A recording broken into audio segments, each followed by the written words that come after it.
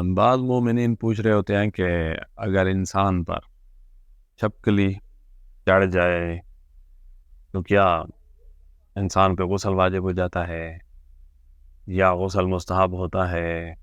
تو جواب یہ ہے کہ نہ چھپکلی کے چڑھنے سے غسل واجب ہوتا ہے اور نہ اس کے چڑھنے سے غسل مستحب ہوتا ہے۔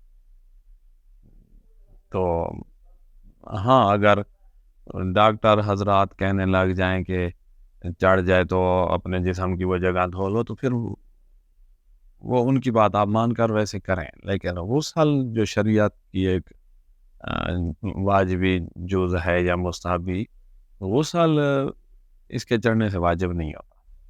اور اسی طرح بعض مومن پوچھ رہے ہوتے ہیں کہ چائے یا پانی میں مکھی گر گئی ہے تو اس کا پھر کیا حکم ہے؟ بات یہ ہے کہ یہاں کوئی نجاست نہیں پھیل گئی ہے کہ آپ چائے پئیں گے تو حرام ہوگی۔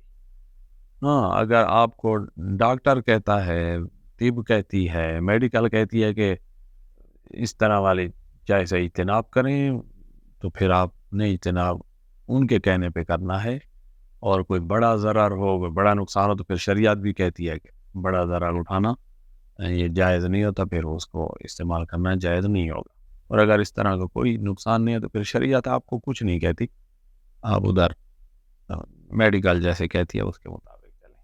تو لہٰذا ان دونوں میں شریعت آپ کو کچھ نہیں کہتی، نہ چھپکلی چڑھ جانے سے اور نہ ہی آپ کی غذا پہ مکھی بیٹھ گئی ہے یا مکھی گر گئی ہے تو اس کے بارے میں کچھ نہیں کہتی۔